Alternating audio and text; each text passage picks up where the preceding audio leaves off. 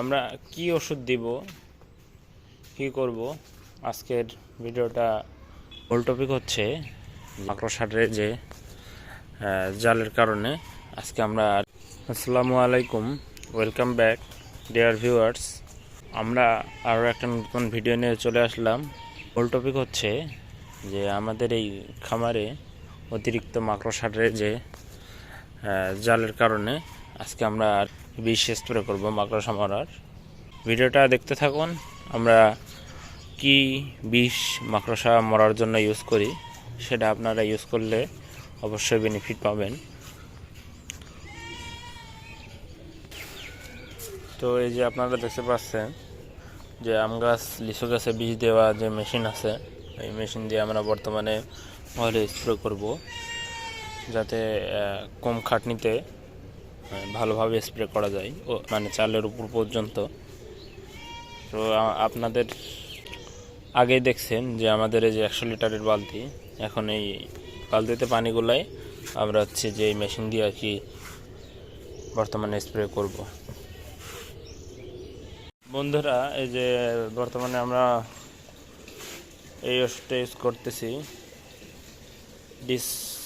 Display কদুর গাছ, বেগুনের চারা, এগুলোই দেওয়ার জন্য। এটা আমরা এখন বর্তমানে পোকামাকড় মারার জন্য আর কি ইউজ করব আমাদের ঘরে। তো এটা এখানে আপনার দেওয়া আছে প্রতি শতাংশ জমিতে 30 মিলি করে, মানে প্রতি 1 শতাংশ জমিতে। এই জায়গায় আপনারা দেখতে পাচ্ছেন যে আছে বর্তমানে 1 কাক 10 মিলি পানিতে, আর প্রতি 3 মিলি আছে হচ্ছে লিটার পানিতে। আর প্রতি 3 মিলি লিটার পানিতে মানে প্রতি 3 মিলি দিতে হবে 1 লিটার পানিতে। আর হচ্ছে 1 কাক আপনারা 10 মিলি লিটার পানিতে দিতে পারেন।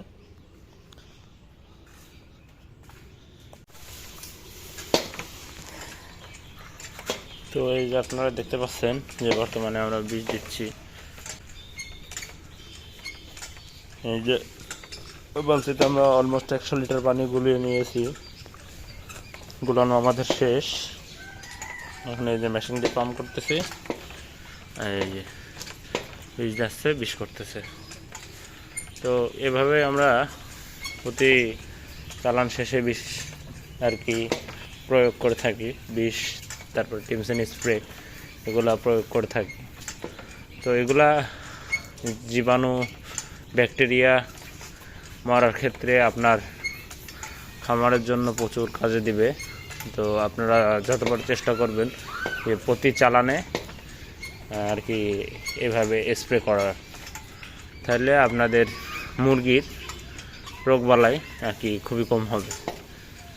প্রিয় ভিউয়ার্স, আপনারা দেখতে পাচ্ছেন যে নতুন দিনের মতো আমাদের এই যে আর কি পাকা আর কি ম্যাজি, যেটুকু হচ্ছে মাটি ছিল, ওই যে ওই পাশটা দেখতে পাচ্ছেন, ওটা হচ্ছে যে পাকা করা আর কি সোলিং পাড়া।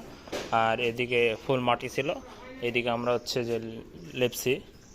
তো আমাদের লেপার বৈশিষ্ট্য হচ্ছে যে লেপার উপকরণ হচ্ছে যে বালু আর হচ্ছে সিমেন্ট।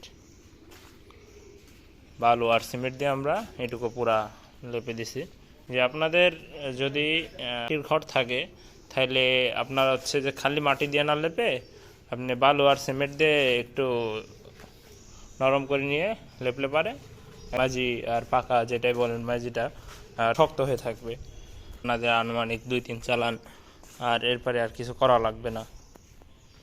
এই যে দেখতে পাচ্ছেন যে প্রায় পাকার মতো হয়ে গেছে। যে এই পাশটা আমাদের পাকা এদিকে, আর এদিকে আমাদের হচ্ছে যে মাটি।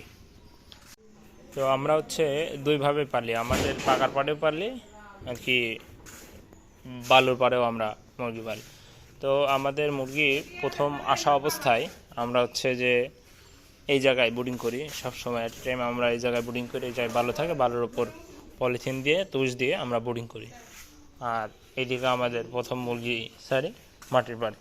তো মাটির থেকে আস্তে আস্তে আস্তে আস্তে পাকার দিকে যাই। তো আজকের ভিডিওটা এই পর্যন্তই। আশা করি নেক্সট ভিডিওতে আপনাদের সাথে দেখা হবে। সবাই ভালো থাকবেন, সুস্থ থাকবেন। চিলড্রেন, আল্লাহ হাফেজ।